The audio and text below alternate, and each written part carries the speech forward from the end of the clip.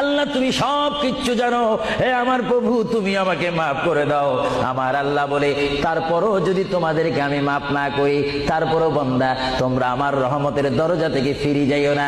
আমি তোমাদেরকে হুকুম দিচ্ছি, ওয়ালাউ আন্নাহুম ইয যালামু আনফুসাহুম জাউকা, বান্দারে যদি গুনাহ করে ফেলো আমার রহমত থেকে মুখ ফিরে তুমি চলে যাইও না।